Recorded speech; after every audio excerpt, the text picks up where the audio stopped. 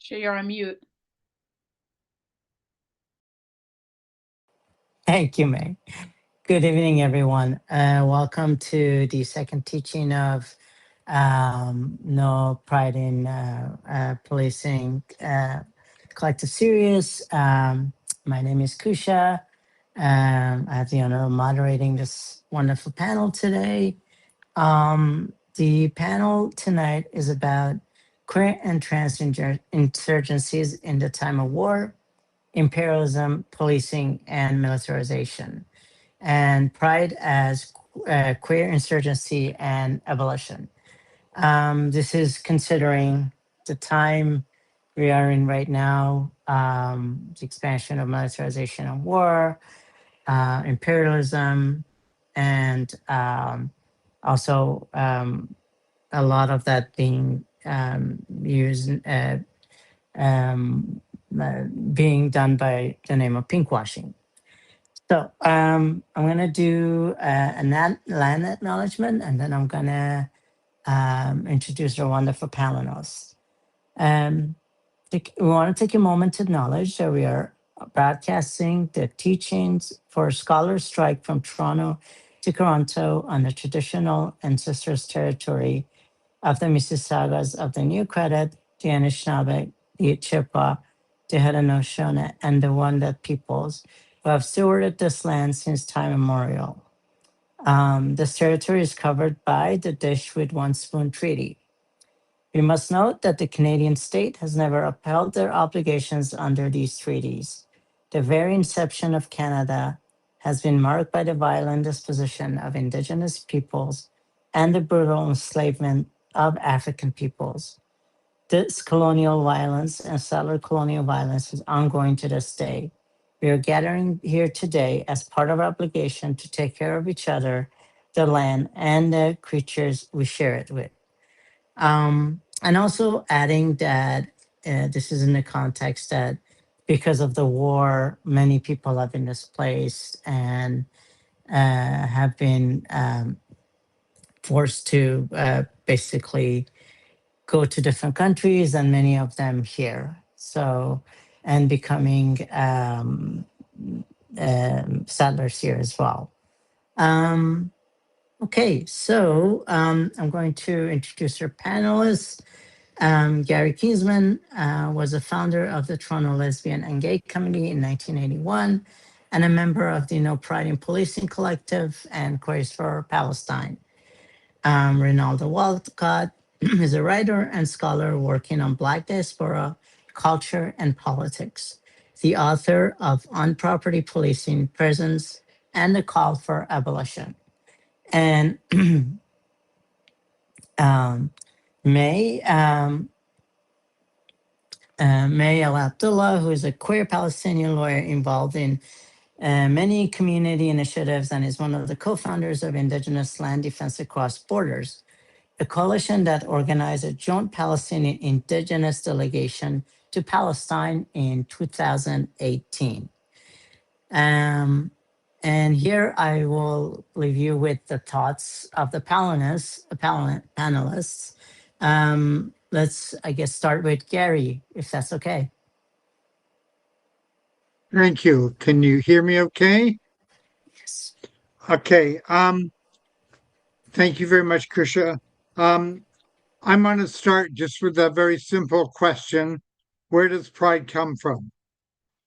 The Stonewall riots and what we could actually describe as the Stonewall upsurge in Greenwich Village in 1969 by street queers, including many lesbians and trans people, including many racialized people, fought for 2 days or more against the police attack on the Stonewall Inn.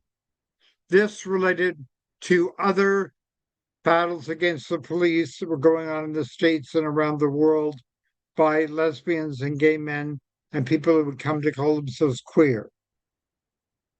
Street queer and trans people fighting police repression came together with queer and trans people opposed to the war in Vietnam, US imperialism, and militarization.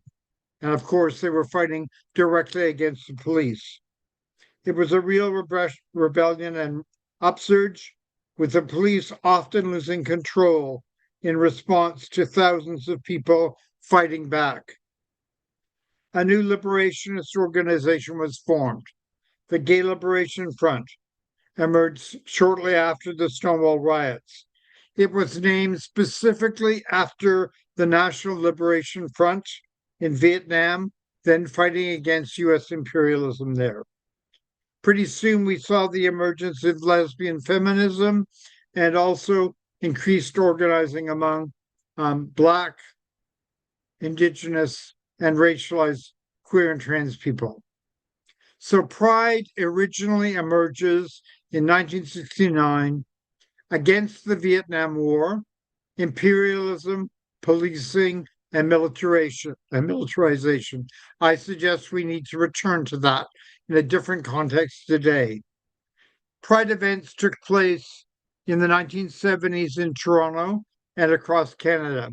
At first, they were to commemorate the We Demand First Rights demo on Parliament Hill in August 1971, which protested the many limitations of the 1969 Criminal Code reform.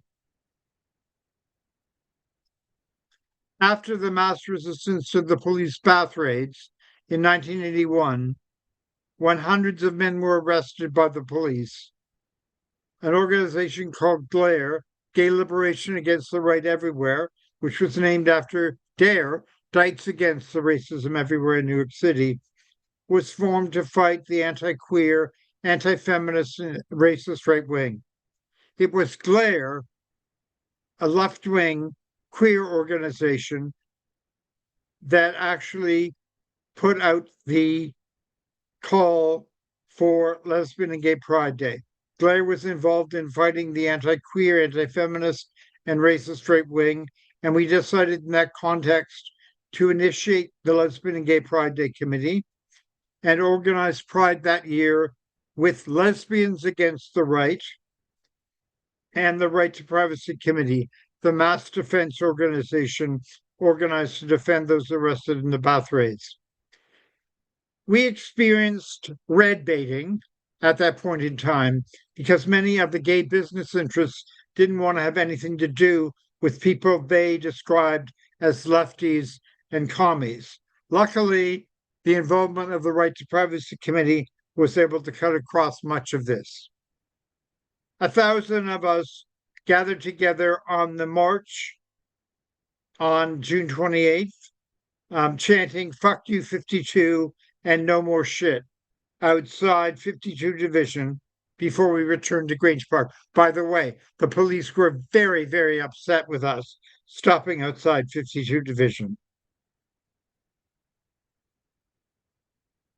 This community-based organizing continued for a number of years, but was slowly transformed into what Pride Toronto has become. To accept for corporate funding, that decision was made in 1987, and the mode of organizing was an executive director and board of directors that took place in a very corporate form within Pride Toronto. Pride Toronto was transformed from a community-based organization into an organization for middle-class and professional queers. It almost became like it was corporate, bank, and pro-police pride. This is not at all what we were planning for and hoping for in 1981. Pride Toronto has become a violation of where Pride came from and what it should be about. Fortunately, this vision of what Pride actually should be like has been kept alive in Abolitionist Pride since 2020. In 2005, Palestinian civil society launched the global Boycott, Divestment, Sanctions campaign, based on the successful campaigns against apartheid in South Africa. It called for boycotts of Israeli goods, divestment from Israeli corporations and those supporting them, and sanctions against the Israeli state until it brought about Palestinian rights. The BDS campaign is supported by many unions, community organizations, and many queer and trans groups around the world, including here in so-called Canada. Unfortunately, Pride Toronto is opposed to the BDS campaign. Pride Toronto's main corporate sponsor has been and is TD Bank, which is all over Pride Toronto territory. Toronto Dominion Bank is the largest bank in Canada. TD has funds in Palantir, over 219 million, and General Dynamics, 170 million, which provide armaments and support to the Israeli military to be used in genocide against the Palestinian people. TD holds $42.9 billion in companies complicit in Israel's genocidal apartheid state. TD also supported Coastal GasLink against the Wet'suwet'en Nation, despite Indigenous calls for divestment. When asked about this at an AGM, Grant Gonzalez, then a board member of Pride Toronto, dismissed the concerns of the Wet'suwet'en leadership and instead argued that because of the support of some state-created band councils under the Indian Act, who had jurisdiction over about 2% of the Wet'suwet'en territory, that this was okay. In practice, though, the TD connection that Pride Toronto has is pride in genocide, to use the expression that Jasper Farrar uses. And we must totally reject this, since it violates queer and trans liberation. This is why Queers for Palestine's campaign to get Pride Toronto to break from TD is so crucial. It is being launched tonight, and I will talk about it at the very end of the meeting. During the attempts by Pride Toronto to bar QAIA, Queers Against Israeli Apartheid, from the march, the parade at that point, the satirical lesbian billionaires chanted, "Whose pride? TD pride." And "Can we buy your pride?" These were very relevant slogans at the time and continues to be.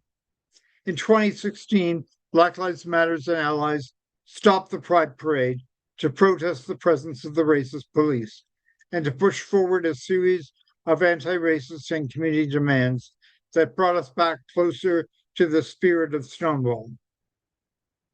Unfortunately,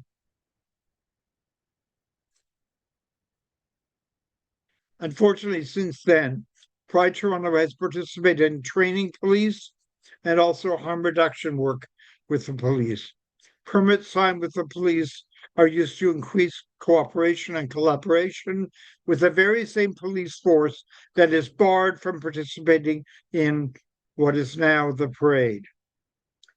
We are now in the new context of the war against the Palestinian people, the Lebanese people, and the people of Iran. Despite the so-called ceasefires and the peace deal that is supposedly going to be signed, the war continues against the Palestinian people. More than 1,000 people have been killed since Palestinians have been killed since the ceasefire was called. And bombs continue to be dropped on the Lebanese people. In this new context, we need a pride which is opposed once again in this new context to war, imperialism, militarization, and policing. No pride in genocide. Let's bring this all to the streets on June 28th. Thank you. Thank you so much, Gary. Yes, and I want to now go to Rinaldo, if that's okay.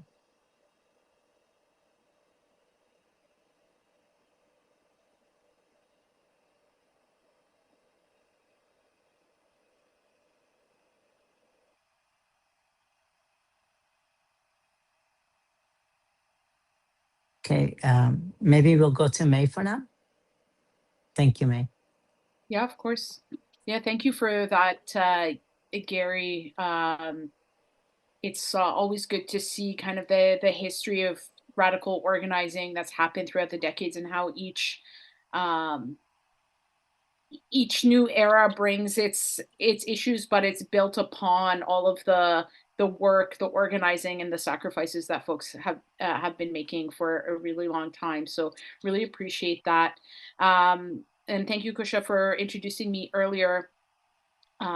I'm May, and when I do these kinds of talks or panels, I always like to ground myself, not because I like to lead with my identity, but I think especially as a queer Palestinian in these times, it's really important to speak to that. So I'll give you a bit about my own personal history and move into some words that I wanted to share, but. I'm Palestinian from a village called Al Bassa. It's one of the more than 500 villages that were forcibly depopulated in 1948, which is a really polite way of saying that people were threatened, massacred, literally thrown out of their homes. They were shot dead in the streets. They were forced off of their land. It was a brutal campaign of land theft and genocide. And that groundwork had actually started decades before 1948. So I think a lot of people will hear, started in 1948, actually started before that. It hasn't stopped since. But neither has resistance to that project. And so I'm really honored to be here today to be part of this conversation. Again, not a huge fan of leading with that, but and I don't think it gives me any sort of authority to speak to anything other than my own lived experience. But I think it's really important in this context because even in 2026, we have people trying to erase queer Palestinian identity specifically, and that's to say nothing of the ongoing efforts to actually erase Palestinians as a whole, queer or not, and quite literally erase Palestinians. Of course, we have always resisted that erasure, and I hope to do so today as well. So today, June 17th, is actually pretty, the timing lined up that as I was preparing my comments for today, I had some things prepared. El Kaus, which is an actual queer Palestinian organization that's on the ground in Palestine, released a statement called Queer Organizing Resisting Colonialism. And it just addressed so much of what I wanted to say. And I think it's really important to give voice to their statement. And I think it speaks so directly to the issues that we're going to be discussing today and that are really important as we think about pride as insurgency, as we think about abolition, as we think about radical organizing in this space and what that means as queer people. So if you'll indulge me, I thought I'd read Al Qaus's statement. It's a fairly short statement. I'm not a member. Like I said, they are on the ground in Palestine, but I am a huge supporter of their work, followed them for many years. They've been organizing in Palestine since, I think, at least 2007. So just wanted to make space for their words. I'm going to read here. Amid the ongoing genocide and displacement being inflicted upon us Palestinian people, and upon all peoples around the world living under brutal colonial and imperial systems, we reject Pride Month as a tool of pinkwashing and as a capitalist consumerist occasion used to polish the image of oppressive regimes and conceal their violence. We reject the use of our queerness and our bodies as tools to distort the image of our communities or strip them of their humanity, especially when this is used to justify colonial projects or genocidal policies. We also reject the treatment of Palestinian sexuality or Palestinian attitudes toward different forms of sexuality as a benchmark by which the humanity of any society living under colonial rule is measured.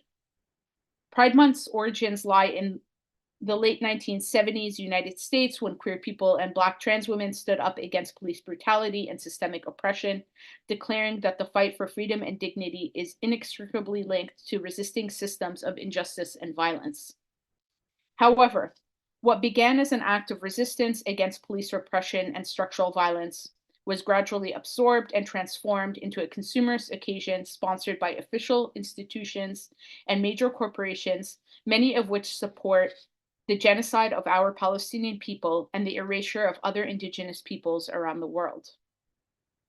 One of the most prominent examples of pinkwashing today is the practice of the Zionist project within its colonial system. Quote, Israel uses issues of sexual and gender diversity to obscure its settler colonial regime and the policies of ethnic cleansing, genocide, displacement, and systematic repression it carries out against the Palestinian people. It also seeks to deepen the fragmentation of Palestinian society and strip our people of their humanity in order to legitimize colonialism and sustain the ongoing Nakba. Various forms of colonial violence, including psychological, emotional, and sexual violence, constitute a structural and systematic part of the Zionist colonial system of domination over Palestinian life and Palestinian bodies. At Al-Qaus, we, again, reading from their statement, we have spent years developing an anti-colonial Palestinian queer discourse. Our queer organizing is organizing for the liberation of Palestine and for ending all forms of colonialism and imperialism that seek to control our bodies, our land, our future. It is also organizing to confront all systems that seek to subjugate us or erase our existence. So those are in the words of Al-Qaus, again, Palestinian activists in Palestine. If you're not familiar with their work, I really recommend checking them out. This statement is on their Instagram. It's ALQAWS. So I thought that was really important to ground us today. And I'm really glad that in the statement too, they make the links between the Palestinian struggle and other struggles against colonialism, other indigenous struggles, and other struggles for justice. And I'm really happy. I think Gary spoke to that better than I could in this moment about some of the links between, the TD sponsor, where their investments lie, how that brutalizes and continues the ongoing genocide in Turtle Island as well. Of course, we know that our oppressors are in solidarity with each other. You just have to look at the RCMP's Critical Response Unit, I think it's called now, which was originally devised as a way to suppress anti-pipeline protests. It's now being used to continue that as well, but also is being used to surveil and repress pro-Palestinian rallies. So police forces that in general have been attacking Indigenous and Black life for as long as they've existed, are now also, in solidarity with each other against our right to protest and speak out against injustice. And so I started, with a little bit more about my history and my identity, but it's not about that solely. That's what informs me, but it's about a commitment to justice that understands how all of these struggles are linked. And Pride is such a complicated space. It's as the statement said, it's become such a corporatized space. It's become such a repressive space in a lot of ways, but it still holds so much importance to a lot of queer people, or it's made us all complicit in a way, because if people go to seek out queer community, or they go to be among other queer people, and then they're necessarily forced into these spaces that are so repressive and are sponsored by these entities and these organizations that are funding our demise on the other hand. And so that's also what makes it a really important space.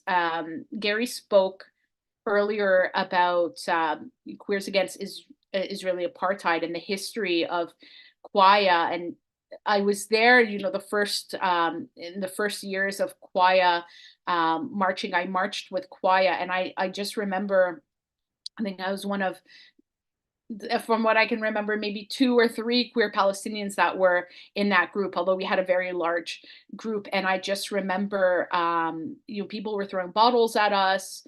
And I'm talking about people in Pride, so other queer folks, and because as we know, that's not always aligned with each other. And again, Gary spoke to that quite well.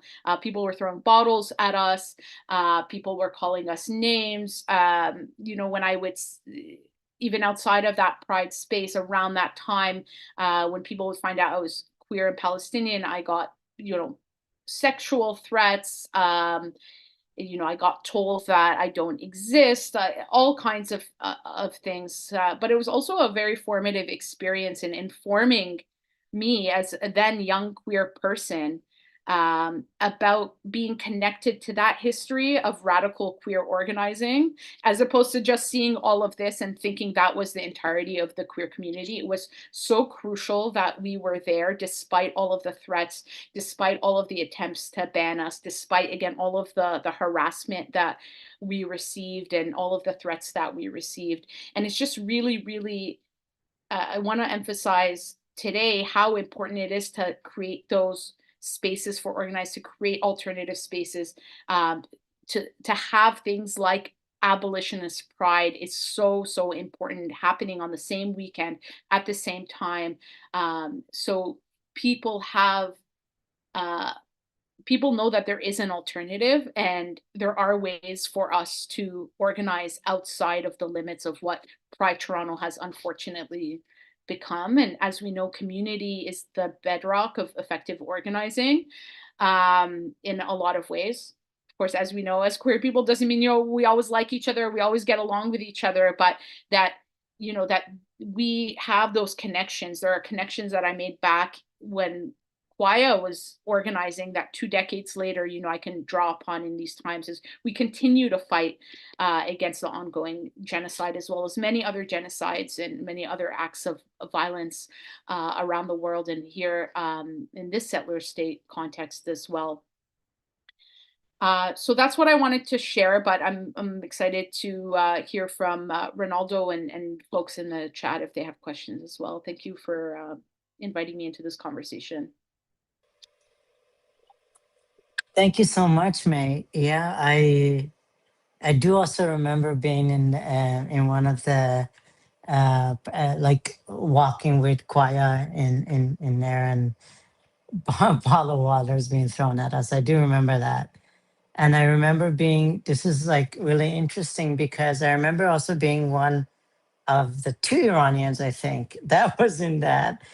And the amount of violence that we got from other queer Iranians. And it was just incredible. I'm like, yeah, it was unbelievable. So thank you so much for sharing that and the statement. Yeah, that was great. Thank you, May. And now we're going to go to Rinaldo, please. Hello. Can you hear me? Okay. Apologies. I clicked on the wrong window the first time you invite me to speak, Kusha. Thank you very much for the No worries. for the introduction, and thank you for inviting me into this conversation. Um I have some comments, and I'm going to see if I can find them. Okay. Um okay. So I want to begin by asserting that we are in a permanent global crisis, and that it's not far-fetched to claim that planetary life moving forward will be a life of crisis. From imperial wars across the Middle East, neocolonial wars in Africa, multiple genocides in progress, climate displacement and disasters, extractive and exploitative economies, LMMs, large learning models, otherwise known as artificial intelligence, harmful deployment, and a potential new nuclear arms race. Permanent crisis marks our historical moment. Taking all the above together alongside the collapse in how knowledge is deployed and consumed, we find ourselves in a dire state of affairs today. These are, as June Jordan would term them, not just technical difficulties. And what ties all these moments of global rearrangements together are fundamentalisms and fascisms of all kinds. Some have argued that fascism as a term does not adequately describe what we are globally experiencing. I beg to differ. I'm reminded of Stuart Hall's insight on the embattlement of the term multiculturalism, where he wrote in 2000. He said the term multiculturalism is now universally deployed, and this proliferation has neither stabilized nor clarified its meaning. And he goes on to use a range of other terms that might stand in race and ethnicity and diaspora and so on. But then he says, multiculturalism is now so discursively entangled that it can only be used under erasure. And then he says, nonetheless, we have no less implicated concepts to think the problem with. I believe similarly an argument can be made using Stuart Hall's logic about the term fascism to describe our times. We actually have no better term to think these times with, even if we are forced to use it under erasure, given that fascism in our time has some markedly different features than at the turn of the 20th century. And when people try to use terms like authoritarianism, autocratic, totalitarianism, and also these are equally words that are shape shifting. So it's not lost on me that the attempt to prohibit the use of the term fascism to mark our historical moment, and to make fascism a term that's specific to a particular historical epoch, um, that we lose something in that kind of conversation. So the elasticity of the terms often function to do the work they're meant to describe. And folks who argue about the use of fascism as a term to mark our times actually participate in a denial of our present reality. And that denial is an important element of fascism itself. So, in the last while, I've been really thinking a lot about the question of the responsibility of the intellectual and what might the intellectual bring to the conversations of our time. And I found myself particularly thinking about queer intellectuals and what queer intellectuals might bring to our time. And it's taken me back to think about the Reagan years, the era um, of queer activism and queer public thinking, and how that has been an important feature of our lives. And despite attempts to displace such thinking from the public sphere, queer insurgency has reshaped neoliberal culture and its ever evolving voracious consumption of its opponents. Queer thinking has had important elements of its thought resist incorporation into normativity. And indeed, many an individual queer has been gladly devoured by neoliberal culture and then often redeployed to castigate some of us considered to be too unruly in the gay tribe. These unruly queers, usually left politically identified, are often thought to be outside of legitimate bounds of a now accepted queer kinship. Queer normativity has been reliant on a reconciliation in which they are, meaning white queers, will return to the full body politic after being expelled for a while. Nonetheless, queer left insistence on presence and even more importantly on shaping political agendas defied the Reagan era silence on death and instead instantiated the highly charged and symbolic slogan and image, silence equals death. It is this radical unruly sensibility of ACTA and its action now in the Canadian context, and other queer left insurgent formations that we might need to recapture in this time. What I mean by the intellectual, especially the queer intellectual, is not someone tied to the legitimizing institutions of the nation, even if they might give labor to such institutions. I mean to invoke the intellectual as someone who takes the risk of thinking publicly and in community towards how we might live better together. As Edward Said has pointed out, the intellectual quote will neither make them friends in high places nor win them official honors. It is a lonely condition, yes, but it's also a better one than a gregarious tolerance for the way things are. I think about not so recent fights from 2008 has been invoked already to 2015 concerning Pride Toronto and course against Israeli apartheid. When I read Said on the intellectual. Quiet's insistence that queer life in Toronto engage and recognize global concerns remains an important advancement in local queer politics.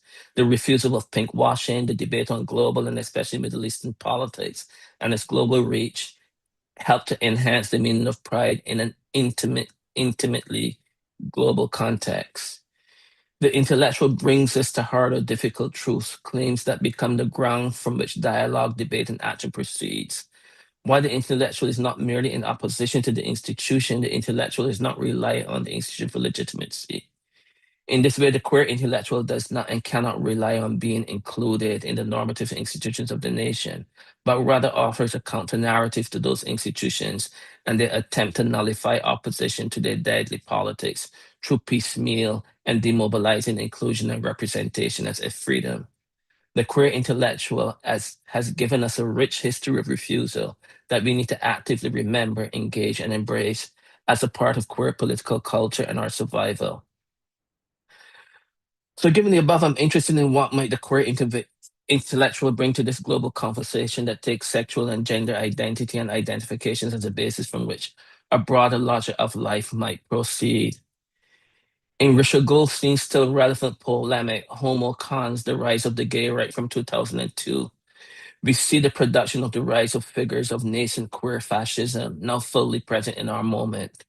Goldstein wrote, and I want to quote, "They come off as unrepentant individuals, tapping into the popular myth that each of us is responsible for our destiny.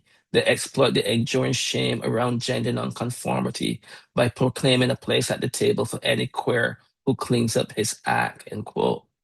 Of course, this idea of a return is buttressed by a range of denials around various forms of violence. And Goldstein further suggests, quote, "Yet as troubled by their alienation as gays who yearn to return to the patriarchal fold may be, they are hardly unique in that respect. The passion to conform is far more intense these days than the urge to rebel." And he writing this in 2002. I think Goldstein is prescient in his analysis. He could have been described figures like Sam Altman and Peter Thiel. Those two and many others among them identify as queer, with nuclear family presentations, and simultaneously operate from white supremacist, economic exploitative, and indeed global extractive positions. In fact, the rise of figures like Altman and Thiel can be linked to the kind of political and cultural conditions that Goldstein documents and identifies in Homo Cons. These queer techno-fascists that proliferate from Silicon Valley have colluded with more traditional fascists to instantiate a new register and order of life, who gets to live and who gets to die. In the era of the fascism of the LLM, the techno-oligarchs have joined forces with the political arm of fascism to reshape the world in their image. If the history of queer leftism and now its transition into queer abolition has taught us anything, the time to resist is now. For radical queer politics, fascism is never a surprise, and queer identified fascists are always expected among its ranks. In our time, the fascist movement is multicultural and is multiracial and multicultural, and of course, sexually diverse in the West. Figures like Alice Wieder, the co-chairwoman of the Alternative for Germany, or the late Pim Fortuyn of the Netherlands are especially adept at demonizing Islam. Right-wing populism finds its most powerful conjunction at the site of non-whiteness and Islam, all threaded through attacks on migration. Techno-fascism does not just mean to sort us, to claim our barbarity or our outsiderness to the West. It also seeks to control us via biometrics, distorted knowledge production, economic conditions that enslave us, and importantly, the management of movement on their terms, or the production of status in geographies it claims we naturally belong to. And all of this is executed to provide the reasons for the unequal distribution of the Earth's resources. In the heady days of if the heady days of AIDS activism taught us anything, was that sitting by while governments and industry, in that case health and insurance, made decisions was a non-starter. AIDS activism has taught us that we do not need everyone identifiable on the issue to participate, but rather that collective direct action that is clear and focused can bring many benefits beyond those who fought for it. The task of the queer intellectual is to make this history and its attendant practices appear again right now.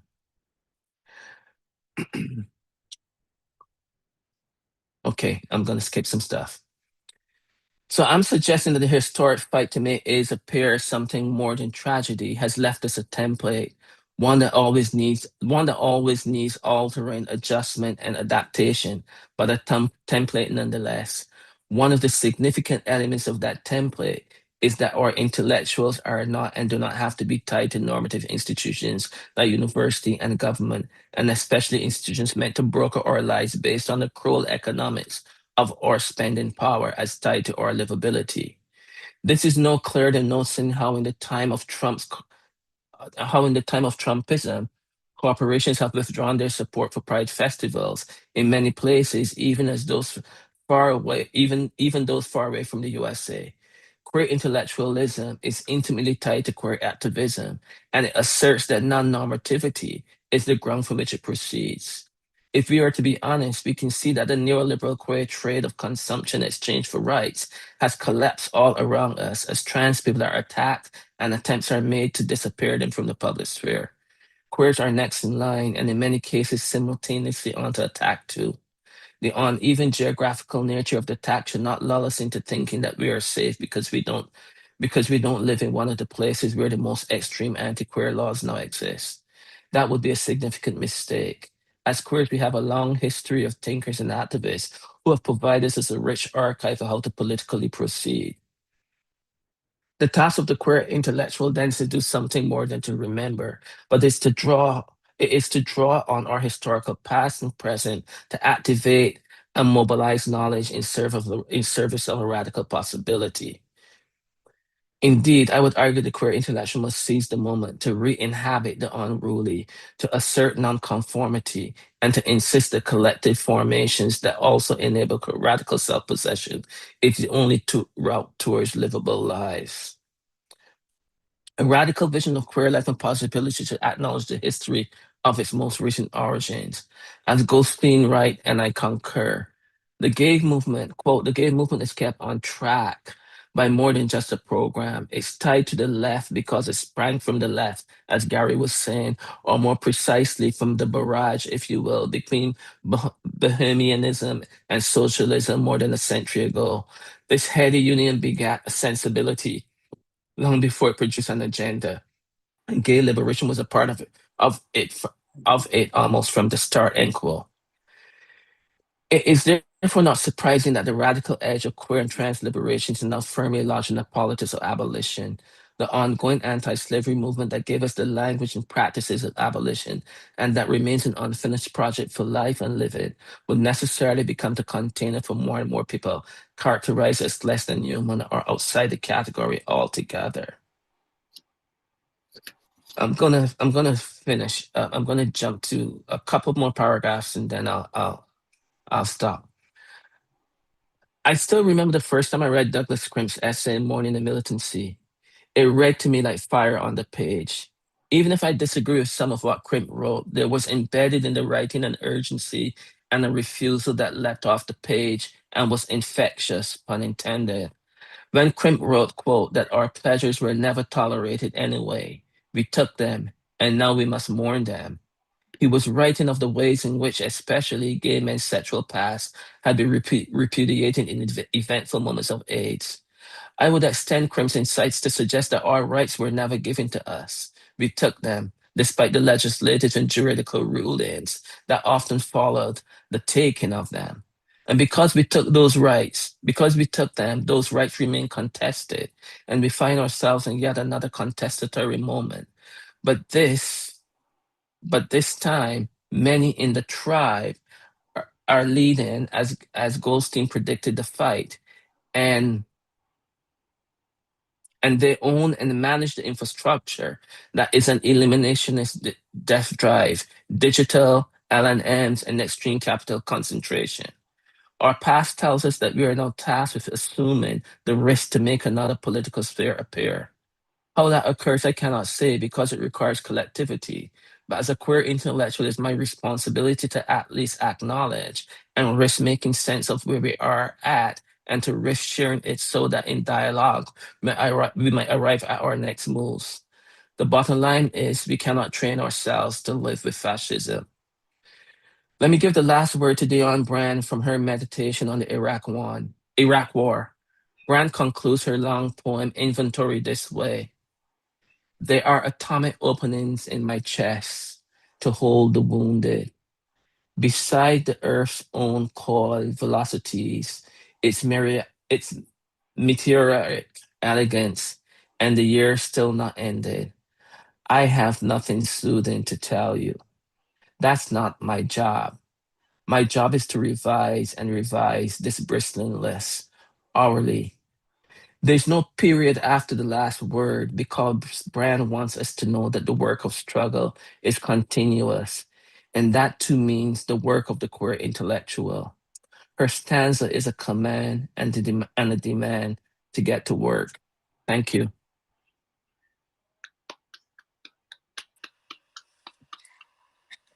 Thank you so much, Rinaldo. Thank you. So thank you everyone for your wonderful contributions and ideas. Um, One of the things that comes up for me as I listen to everyone is that within the, I mean, the queer and trans community, obviously, it's not a homogenous community. Like we have our differences, we have different points of view. There's like but especially at this point, I feel like there's a huge conflict among people in the community as to you know how to take a stand, or even if we want to, or do we need to. um, like Renata mentioned that, you mentioned that, like, yes, just because they are coming from for trans people, but that doesn't mean they're not going to be coming for queer people, and that queer people are safe. So yes, on the one hand, there is this, the right wing had a niche around like particularly young trans people. Uh, and, oh, look, your kids are learning these things in schools, and they were particularly one thing that I noticed within the community I live in. And from my experience working in school board, I saw that a lot of these folks who were actually um, believing that were like, unfortunately, newcomer and racialized parents. And that's not because they're inherently transphobic. That's because there's no resources. And that's because they're so busy like surviving that they don't really have a chance to um, have these conversations. So my point being is also that, is there a way to also be able to, as queer and trans communities, to make connections with these other communities? How do we do that? Are there ways to do that? Because we can't just be by ourselves. We need to also connect with other communities in order to actually be able to fight the fight. So any thoughts on ways to engage in that as well? I can. Oh, sorry, Gary. Did you want to go? No, Kusha. Thank you for the question. I think it's really interesting.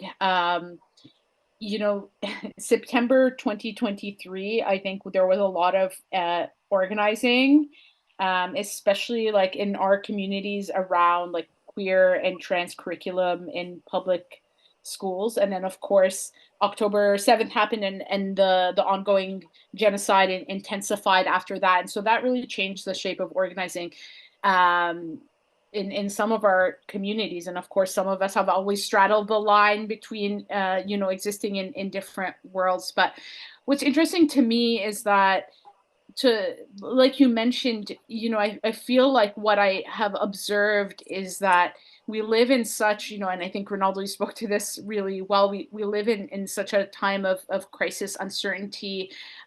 People really, what I observed from some of the folks that were involved in that anti-trans organizing, it's like a real search for some kind of like sense of like an assertion of self, or a sense of a power in like what they're otherwise, feeling extremely powerless or destabilized. And what do they think will stabilize them is like going into the comfort of like heterosexuality, cisgenderism, that kind of thing. And of course, you know, we all know that around the table that that's complete bullshit. Like it doesn't, but I think it is important to recognize that kind of, you know, deep insecurity that people are feeling. And it's not to also let them off the hook, because I think there are, what's happening in a lot of racialized communities, and I'll speak to like the communities that I'm in, is that there is, the right wing is becoming extremely powerful. It's really compelling to people. It's especially compelling in times of economic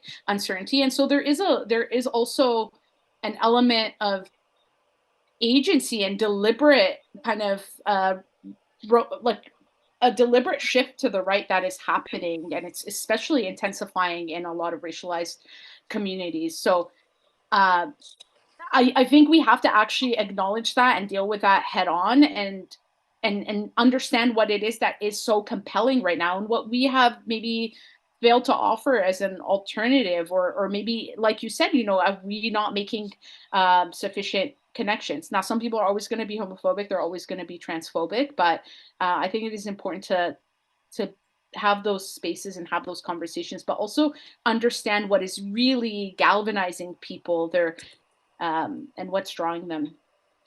I'll stop there. Right. I'll give an example. Like it's really interesting because what happened was I do live in an area that's like predominantly very conservative Muslim, and basically in one of the events, I went to say hi and Eid Mubarak to someone, and I extended my hand. I was wearing nail polish, and he just kind of pulled his hand away, and I'm like, okay, fine, you know, whatever. And then just around after, there was, I think it was like maybe almost a month after, there was a rally for Palestine that I went to, and he saw me there, and he was like, so I started like to talk to him a little bit. And I think that, you know, it was interesting because at least we found that common thing there. You know, there is always that little common thing we can kind of build on, I think. So to me, that was really fascinating to kind of, oh, okay. So I see you here. We have this connection, kind of a thing. Yeah. Sorry, Gary, and then Rinaldo. Thank you, May.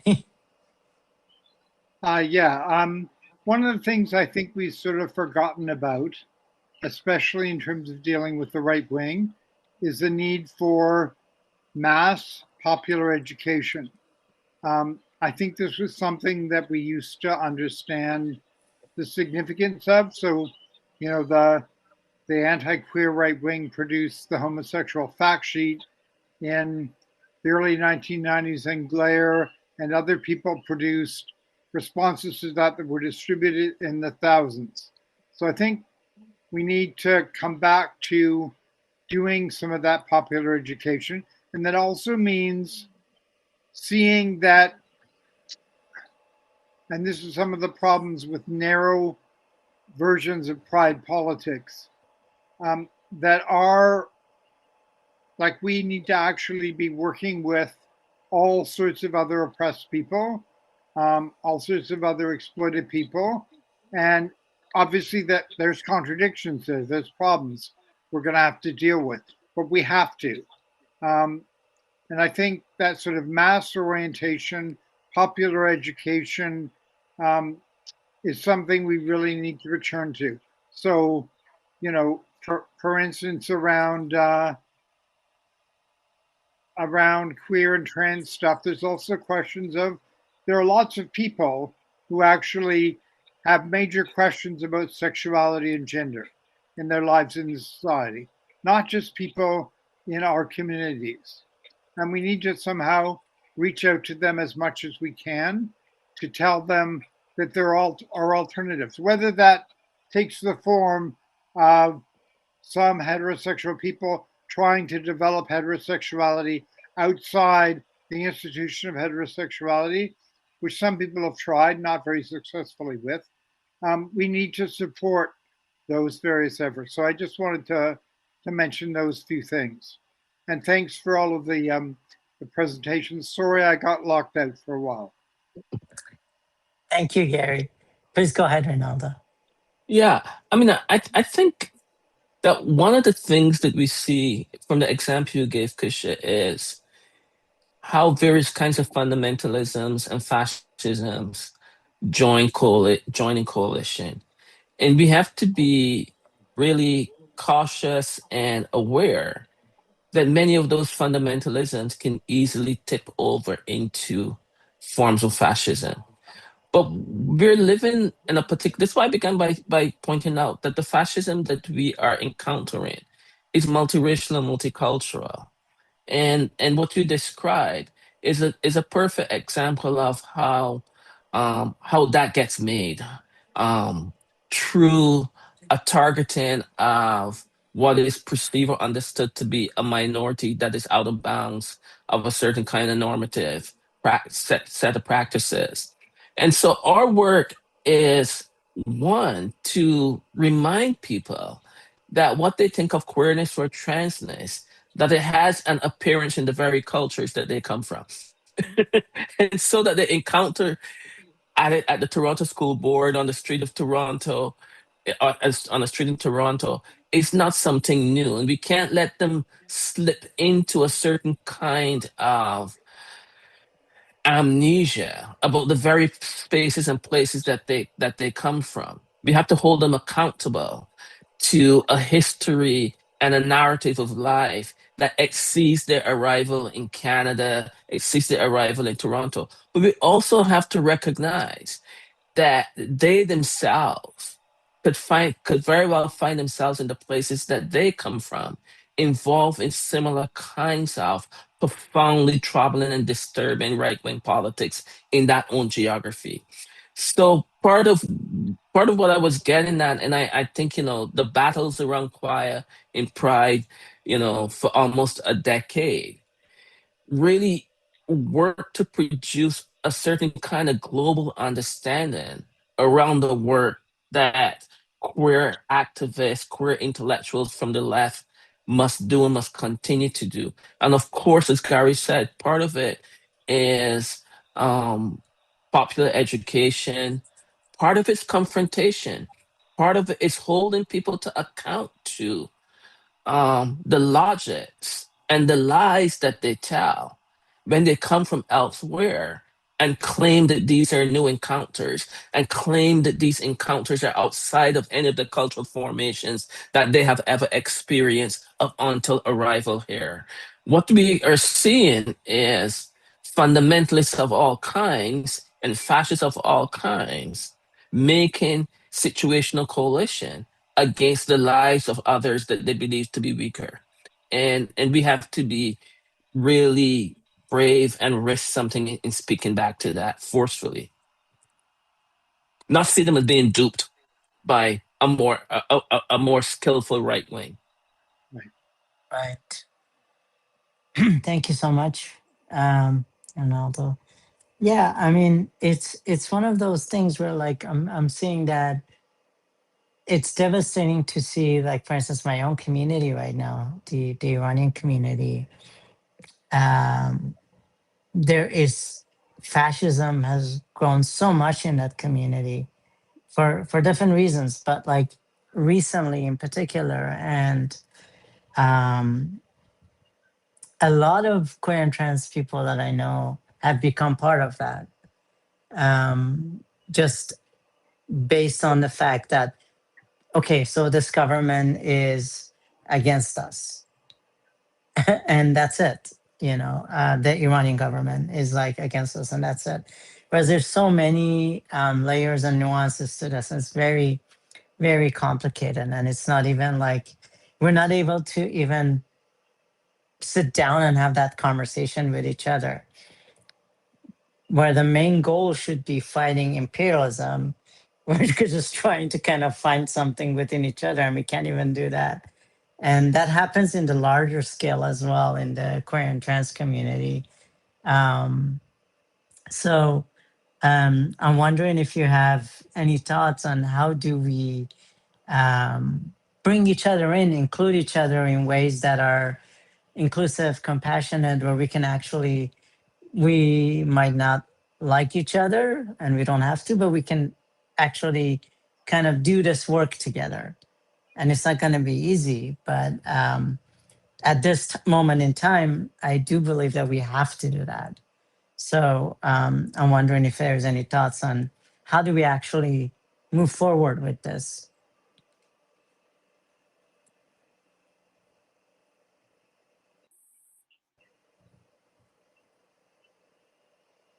Gary, did you? Yeah, I'll go. I Oh, mean, I go was ahead, please. actually going to respond to earlier things, but I think it's really important for us to understand that there are certain things that the dominant approach within what I'm going to call the neoliberal queer politics is such that class supposedly has no longer any bearing. And it seems to me Right. we need to return to class and understand that people are affected differently by class and understand that we need to support people who are exploited. Um, there are problems with the trade union movement, but we also need to try and work with them and other people. Um, and there's a whole series of issues around schools, around healthcare that we actually need to be involved in. So part of the problem with the sort of single issue, narrow lesbian and gay rights or queer organizing has been that we haven't actually built those connections with other people who are fighting against oppression and exploitation in our society. And we need to return to doing much more of that. Um, and that's a very, very different approach than what Pride Toronto does, which is just to have a corporate celebration that actually is based on the complete denial of the history that led up to Pride. And I also want to come back to Rinaldo's emphasis on history. I think one of the biggest problems we face is that our society right now, including educational institutions, including mass media, including popular culture, systematically erases people's sense of memory. So we don't really know where we've come from and we don't know the struggles that we've engaged in, right? And it's really important for us to return to history in terms of informing people about the various incredible struggles that people have engaged in, both in our communities and in others. The final thing I wanted to say, I'm not convinced of Rinaldo's argument that we're actually now facing fascism. It's horrible, it's right wing, it's terrible. Um, but I do think fascism has a particular character to it. So what concerns me the most is is organizations that actually organize in a fascist manner that are based on violence and repression. I'll just give you one example. My first experience of going to a May Day demonstration in Toronto was I was in a high school and we had the Victoria Park Socialist Student Movement. We marched, we tried to stupidly march through the Canadian Party of Labour contingent, which was a Maoist Stalinist group, and they just tore to shreds our banner. So we need to record that history. There's parts of the left that we need to reject. There's parts of the left that we need to transform, and there's parts of radical organizing that we need to learn from. Also, for real fascists, I actually believe that the slogan "No platform for fascists" is a position that needs to be implemented. And we've done that before. We've done that in a number of situations, whether it went back to the Riverdale Action Committee Against Racism or when the Ku Klux Klan had an office on Gerrard Street or many other things when we've actually organized in that way. Anyway, I do know that the response to the right wing has to be much broader than specific anti-fascist organizing. but it's quite important too. Thanks. Thank you so much. If I may, um, it seems to me, I think part of what I was trying to begin by saying is, and this in some ways a rejoinder to Gary, that what do we mean by fascism? Because it's fairly dangerous, I think, to tie fascism to a particular historical epoch, the turn of the 20th centuries to 45, the end of the Second World War. But given the way that abolition, democracy, and abolitionist politics has come to organize our contemporary response to the right wing, what I would call, our own version of fascism. I was thinking a lot about, the kinds of things that W.E.B. Du Bois called for in Black Reconstruction when he coined the term abolition democracy. And they actually are the list that Gary just gave about healthcare, education, so on and so forth.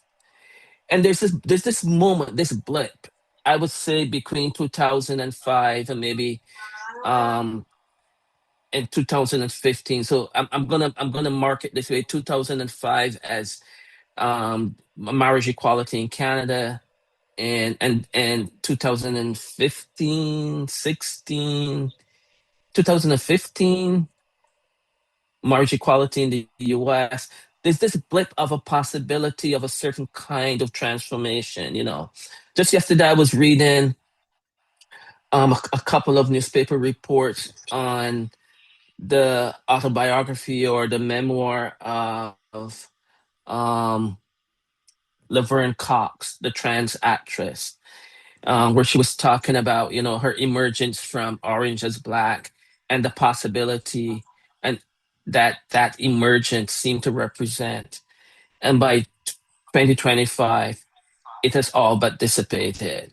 Of course, individual people are still able to live their queer and trans lives in particular kinds of ways, depending about, as Gary said, class positioning.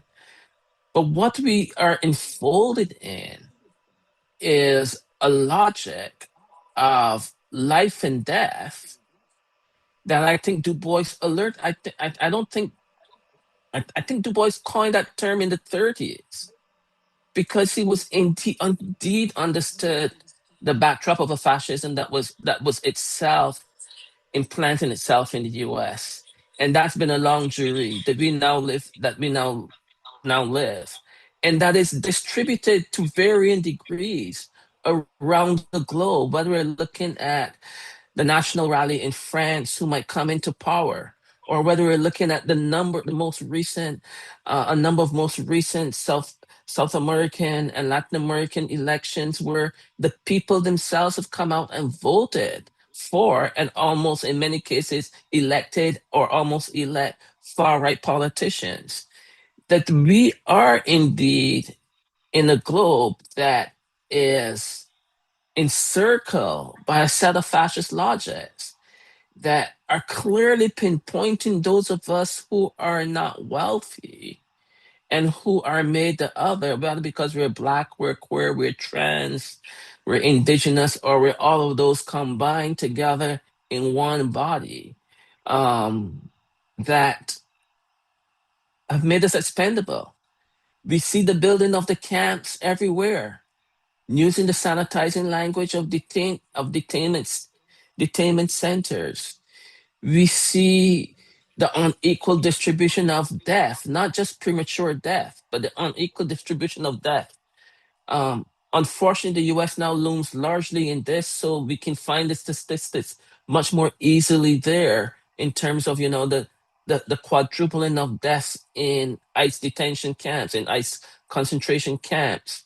But we also see the unequal distribution of death tied to migration. And we see how a fascist logic of the West has tried to produce migration as the sine qua non of what it means to live a life. And the migrants, the non-white migrants, are the barbarous hordes. So when Trump, for instance, only allows white South Africans to claim refugee status in the US, we must understand that as a fascist policy. And so I think that when I began by saying, some people think that we don't live in a fascist moment, um, everything at every register of policy making, we can put it to the test and it comes out the other side, fascism. Some people want to mince words and call it authoritarianism or despotism or what have you. But all of those words are equally entangled and equally shape-shifting. And I think that at some point, as Stuart Hall says to us in a lovely essay that I like to quote, at some point for politics to occur, there has to be a strategic closure. We got to name the thing for what it is so that we know what we're fighting against. So that's where I'm coming from. And I think and that's why I went to ACT UP and AIDS Action Now in the deadly moment of the eventful moment of AIDS. Those groups, Gary, as you know so well, were able to name the moment and to mount a credible and quite powerful resistance to it that led to the neoliberalizing defining of those movements into gay marriage. But that I think that's where we're at now. Right. Thank you. Thank you so much, Rinaldo. Um, yeah, as the other, this also makes me think of how this all discussion also entails like the expansion of militarization and policing, and how in Ontario right now, for example, they're building new prisons and they're advertising it as safety as they usually do. We want a safe Ontario, this and that. And unfortunately, like their slogan is that they have like a rainbow sticker and they say we're inclusive. And a lot of Korean trans people become part of that system, police officers, part of the military, um, you know. And the other uh, thing that I've noticed with Pride is, especially within the last few years, maybe it's just me, but even more police as you're just walking up and down. And a lot of them are might be queer and trans, obviously, but um, how do we deal with that in our own community when people, when people go and become part of the system that we're trying to abolish?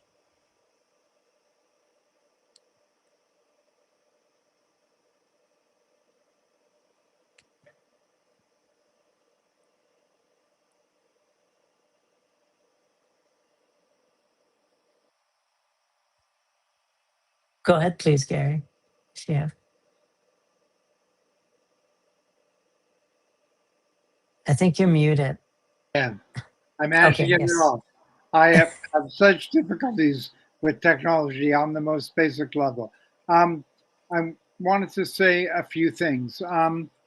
We actually need to organize against the police quite strongly, and not to get caught up in either liaison committees or trainings with the police. And Pride Toronto is entirely bound up with that. So even though we won the position of the police not being allowed to have contingents within the Pride parade, we really have lost the argument against the police, because the police, as you were just mentioning, are ever present at the Pride March in the Pride area.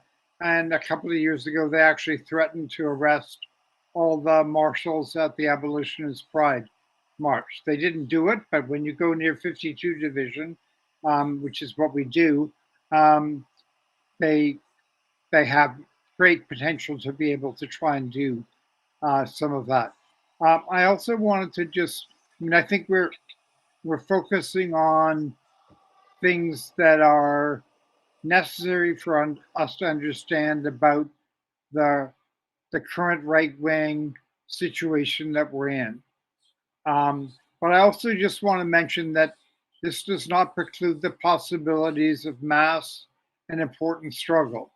So I just wanted to say people might want to look at what's happened in Minneapolis, where people have actually been able to organize giant revolts against the police state, and that includes a lesbian getting killed by the police, um, but also even more dramatically, what's going on in Bolivia right now, where there's been mass demonstrations, I think now for 29 days of hundreds of thousands of people.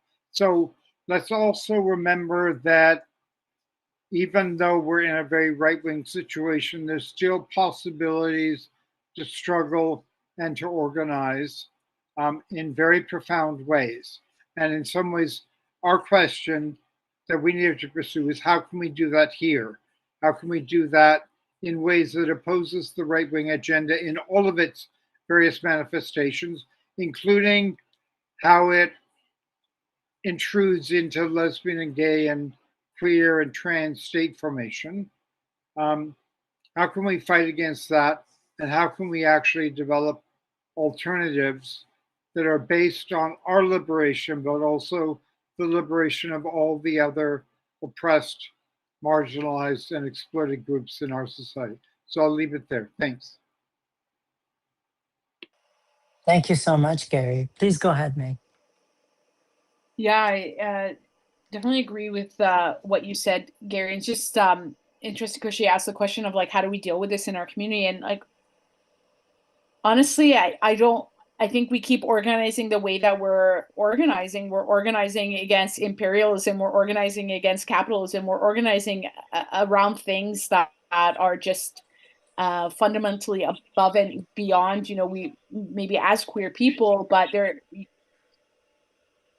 I mean, when you look at the queer communities or queer identity, like understanding for myself as a queer Palestinian, how many, to use the term Gary used earlier, which Jasper Four uses, are for genocide, like queers for genocide. I often wonder to myself, like, what is the utility around organizing around this particular identity? Or, you know, I think I don't I think it's important to recognize that there will always be, and Rinaldo spoke very well about this, that people that will align themselves with this, that willingly choose to be part of fascist movements or institutions. And I think, again, to go back to something Rinaldo said, like that confrontation is the way to go about it. I think that we're in a time where convincing people, if only they understood that as queer people they shouldn't be, you know, part of this, or they shouldn't agree with this. I think we're past that point. I think I think these are choices that people are making. They're not making them kind of out of ignorance. They're making them out of ideology often. And so their ideology doesn't align with mine. I don't consider them part of my community.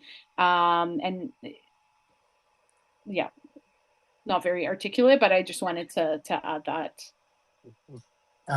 That was Yeah. great. Thank you so much, Meg. If I may, I mean, Please. I participate in an event like this because it's abolition, because of its politics of abolition. Every June I resign from being queer. The month is so encumbered and tainted for me. But you pay any attention at the local level to Pride Toronto, one of the first things you will hear the ED of Pride Toronto say when it comes to questions of funding the festival, one of the first things that will come out of that person's mouth, Kusha, is about monies for security. So they have imbibed a particular logic that on the one hand There a certain kind of where consumerist ethic, where they're talking about all the money that the festival brings into the city. And on the other hand, there are certain a kind of victim logic in which they need all this money for security and therefore all this police to protect us as queer people. Not once do they ever raise the question of whether we're capable of looking after ourselves, of protecting ourselves, of creating the conditions under which, if violence were to occur, that we ourselves can be responsible for how we handle what could be an unfortunate instance.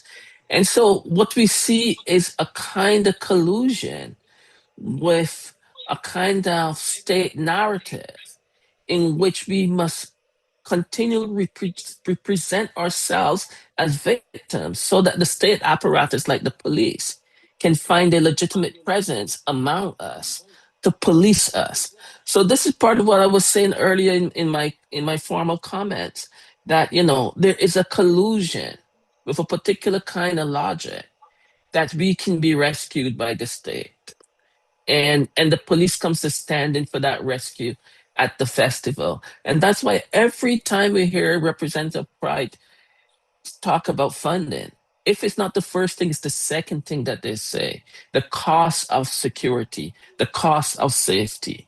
And so they're in collusion with a particular way of thinking about queer life and queer people, that we have to resist, that we have to refuse, that we have to say that our lives are not only encumbered by some potential scary out there violence that's coming to engulf us. And I think that once we arrive at that place, that we begin to shift the conversation about what is possible. Yes. Thank you. Um, Gary, did you want to add anything? I really strongly agree with what Rinaldo just said. And this alliance with the police that Pride Toronto has is really very detrimental to our communities and people in it. The police are still continuing, the sexual policing on a lower level than they used to. And this needs to be understood. And it's also directed against sex workers and other people who should be our allies. So it's really important that we make it absolutely clear that we can organize our own defense and we do not need the police to do that. Um, I think that Pride Toronto can't comprehend that. They think that police permission and police permits and police presence are um, really important for what they can do. But I think it's really important for us to stress that the police are actually our enemy. Right? Whether there's lesbian and gay police officers or not, as an institution, they are actually opposed to us and opposed to our liberation. And we need to take that up wherever we can. Um, so I think that's one of the key things about an abolitionist approach as well, and also our opposition to prisons and carceral injustice. Um, I think I'll leave it there. I hope at the end I get an opportunity to talk about the campaign against TD. Yes, yes. Thank you so much, Gary. I wanted to leave these last 5 minutes if you have any thoughts, anything you wanted to share, and any last thoughts. So if you have an announcement, please go ahead, Gary. Okay, well, Queers for Palestine is announcing tonight a new campaign that's called We Are Not Your Alibi, a campaign demanding that Pride Toronto drop TD as a sponsor. Corporations like TD use queer visibility and pride branding to launder their reputations while concealing their complicity in Israel's genocide of Palestinians and in surveillance policing and extractive industries on Indigenous land here on Turtle Island. We refuse the weaponization of our identities to shield harm and injustice. This campaign calls out pinkwashing as a practice and draws the connection between violence and repression enabled abroad and the harms that are taking root at home. Our message is simple and urgent.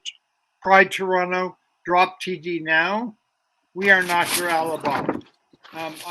There are posters that you'll see around soon that are part of this campaign that Queers for Palestine have produced. Sorry, I can't really get it so that Great. people can fully read it, but Yeah. it'll be around town. Thank you so much, Gary. And will people be able to sign up with the campaign or? Yes, and I think at any of the abolitionist pride events and any of the Q4P events, Q4P is going to organize contingents in the Dyke March and the Trans March. So I'm sure that flyers for this and the posters will be available. And I hope that, usually Pride Toronto's turf is covered by TD banners.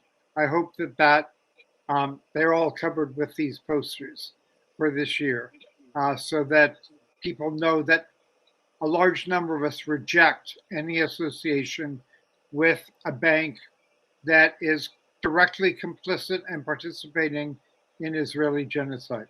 Thank you. Thank you so much, Gary. Yeah, please go ahead, Rinaldo and May, if there are any last thoughts, anything else you wanted to share.